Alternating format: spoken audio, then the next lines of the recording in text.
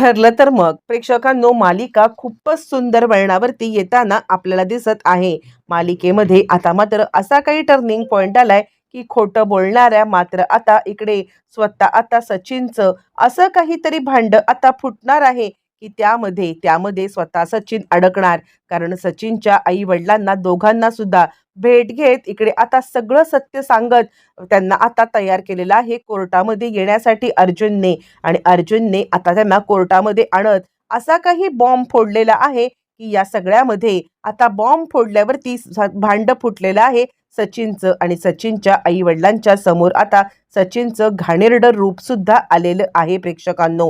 आणि त्यानंतर मग आता सचिनलाच इकडे कोर्टामध्ये येत त्यालाच खोटं ठरवत अस्मिता कधीच चुकीचं वागली नाही आमच्याशी आणि कधीही तिने आम्हाला फसवलं नाही असा आता पूर्णपणे यांनी कोर्टामध्ये येत इकडे हवाला दिलाय. आणि त्यानंतर अस्मिताला जवळ करत त्यांनी आता या सगळ्यामध्ये अस्मिताची बाजू घेत अस्मिताला मात्र आता सेफ केलंय. आणि आमचाच मुलगा नालायक आहे, त्यानेच हे सगळं केलंय असं सांगत आता मात्र कोर्टात मोठा धमाका केलाय.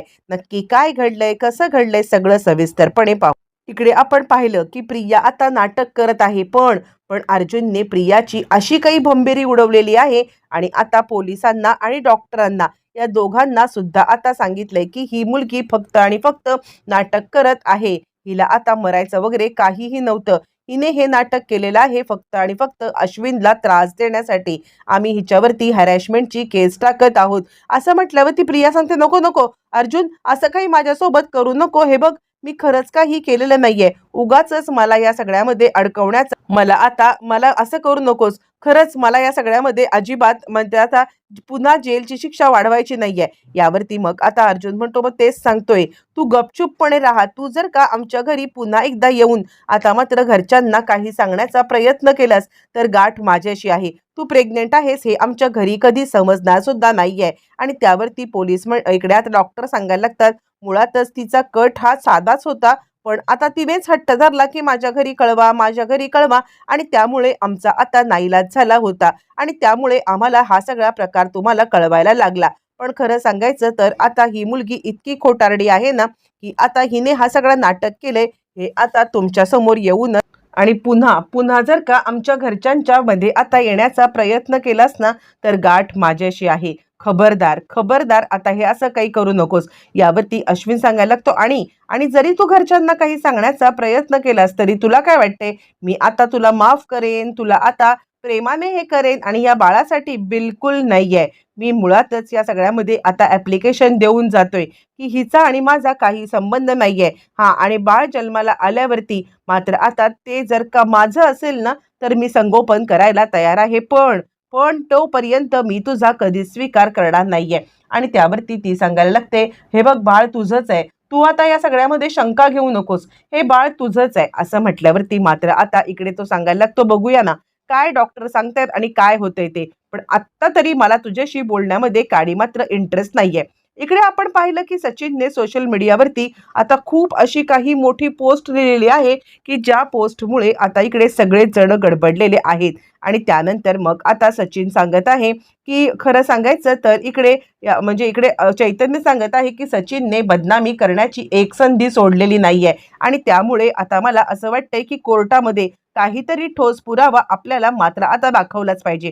आणि सायलीच्या लक्षात आले, एक काम करूया का, म्हणजे सचिनने काय सांगितलं की आता त्या अनाथाश्रमामध्ये त्यांनी पेपर दिले, त्या अनाथाश्रमाचे पेपर आपल्याकडे आहेत ना, त्या अनाथाश्रमामध्ये आपण आता जाऊया. आणि त्यानंतर मग आता आपण इकडे ताबडतोब सचिनच्या आई वडिलांना विचारूया ना की अस्मिताने कधी तुम्हाला जेलमध्ये टाकलं, अस्मिताने कधी तुम्हाला इकडे टाकलं होतं, आणि अस्मिताचा तुमच्याशी काय संबंध आहे, अस्मिता का तुम्हाला आता म्हणजे त्या अनाथाश्रमामध्ये टाकेल. आणि असं म्हटल्यावरती मग आता अस्मिता सांगायला लागते, मला खरंच कळत नाहीये की हा सगळा काय प्रकार घडत आहे, माझ्यासोबत हे सगळं काय चाललेलं आहे. आणि त्यावरती मग आता लगेचच सांगायला लागतं, तो म्हणजे इकडे आता चैतन्य, ते काही नाहीये. सायली बहिणी जे काही बोलतायत ना ते मला म्हणणं पटलंय. आत्ताच्या आत्ता मी आणि इकडे अर्जुन त्यांना भेटून येतो आणि त्यानंतर मग कोर्टात ज्या वेळेला ते आता येतील आणि कोर्टाच्या समोर सगळं सत्य सांगतील आणि त्याच वेळेला मग आता आपल्याला पुढची गोष्ट कळेल असं म्हटल्यावर ती सगळ्यांचं बोलणं झालं। इकडे तोपर्यंत अर्जुन आणि चैतन्य हे दोघांना भेटायला आलेले आहेत आणि त्यावेळेला ते सांगायला लागतात, का तुम्ही दोघं जण अनाथ आश्रमामध्ये का राहतात? वृद्धाश्रमामध्ये राहण्यासाठी तुम्हाला आता अस्मिताने सांगितलंय का? यावरती ती आता आई सांगायला लागते, अजिबात नाही, अस्मिता का सांगेल आम्हाला वृद्धाश्रमामध्ये राहायला? मुळातच आम्ही आता इकडे सचिनने आम्हाला आणलेलं आहे।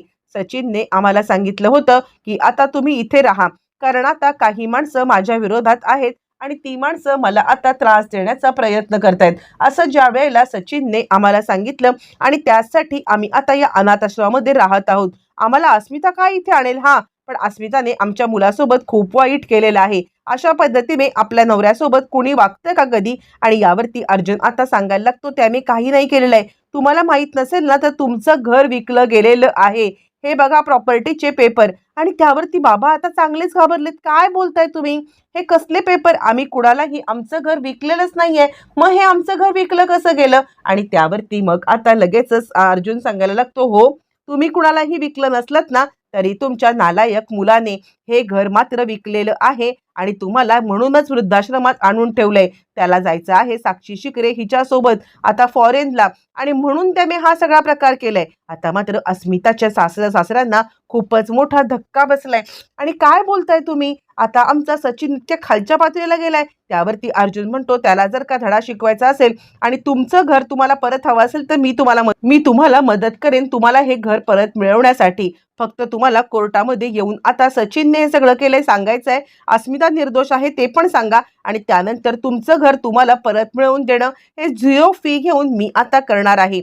0 रुपीज फी घेईन आणि आता मी हे सगळं करेन, माझ्यावरती विश्वास ठेवा, असं म्हणत अर्जुनने मात्र आता इकडे खूपच मोठी त्यांना ऑफर दिले। म्हटल्या ते दोघं जण सांगायला लागते, तू आमची केस 0 फी मध्ये लढ, नाही तर नको लढू, पण आमच्यासारख्या या करंट्या मुलाला धडा मात्र शिकवलाच पाहिजे। तू काही काळजी करू नकोस, कोर्टामध्ये येऊन आता आम्ही सगळं सत्य सांगणार, आणि जर का त्याचं साक्षी शिकरे सारख्या आता मुलीसोबत संबंध असतील ना, आम्हाला मुळात डाऊट आलाच होता।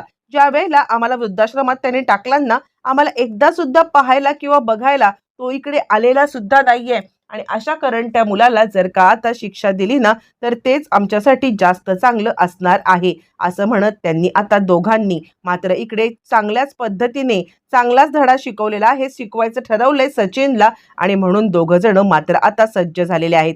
मग कोर्टामध्ये केस सुरू झालेली आहे। कोर्टामध्ये केस सुरू झाल्यावरती अर्जुन आता सांगायला लागतो, तुम्ही सांगितलं होतं ना की तुमच्या आई वडिलांना वृद्धाश्रमामध्ये आता इकडे टाकण्यात आलं होतं, ते म्हणजे अस्मिताकडून, बरोबर आहे? मग आता तुमचं घर जे काही आहे ते घर विकण्यासाठी कुणी तुम्हाला फोर्स केला होता? ते घर विकण्यासाठी कुणी तुम्हाला सांगितलं होतं?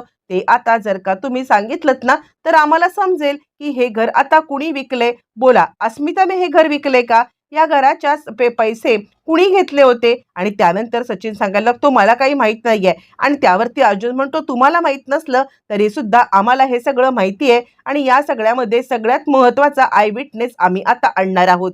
ज्याला घर विकलत ना, त्या माणसाने मुळातच कबुली दिलेली आहे की हे घर विकणारी अस्मिता नव्हती, तर हे घर विकणारा सचिन दीक्षित होता। आता बोला। यावरती सचिन म्हणतो, घर मी विकलं असेल, पण त्याचा ह्या केसशी काय संबंध आहे? अस्मिताने त्यांना आता दोघांना वृद्धाश्रमात टाकलेला आहे। आणि त्यावरती अर्जुन सांगायला लागतो, अजिबात नाही, हे सगळी साक्ष काढण्यासाठी मी बोलवतो आहे सचिनच्या आई वडिलांना कोर्टामध्ये। आणि त्याच वेळेला मात्र आता इकडे सचिनची ततपप झाली। बरं, ही झाली कोर्टातली घटना।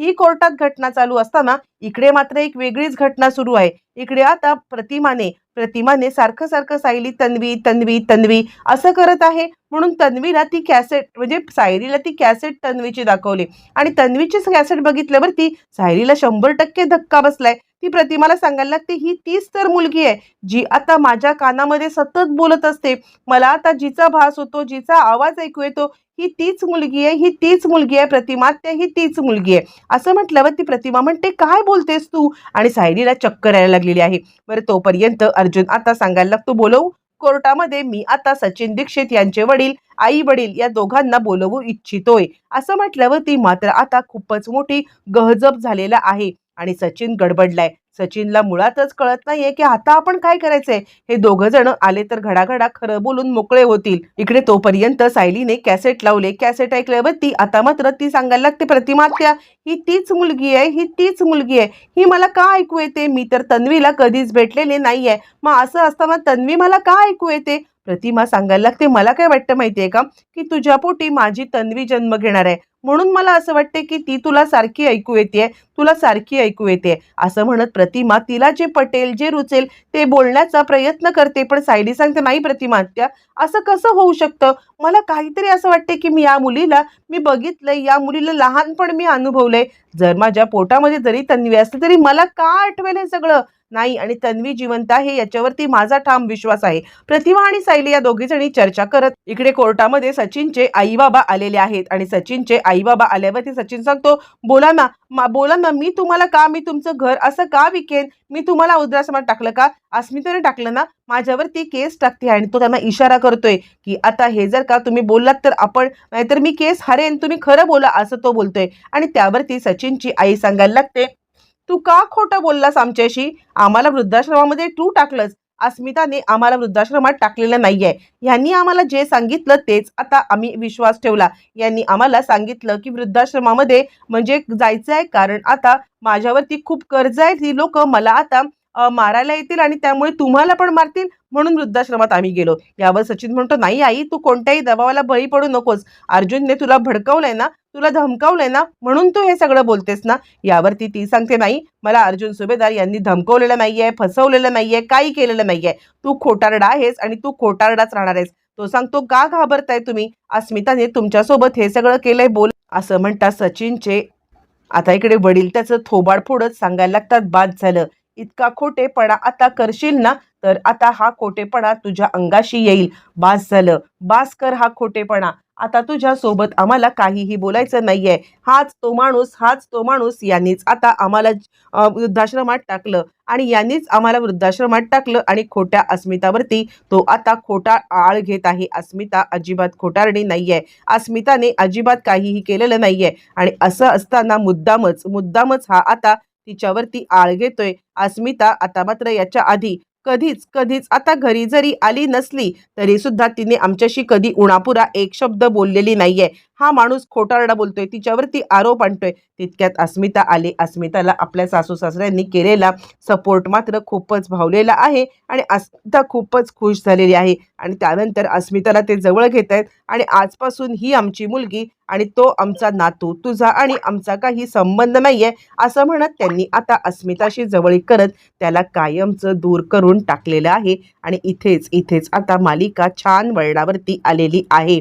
सचिनची रवानगी जेलमध्ये होणार का, किंवा सचिन आणि अस्मिता या दोघांचा घटस्फोटामध्ये जे काही अस्मिताच्या विरुद्ध तो आता इकडे कांड करतोय, ते कांड आता फुटणार का, येणाऱ्या भागात सगळं सगळं कळणार आहे.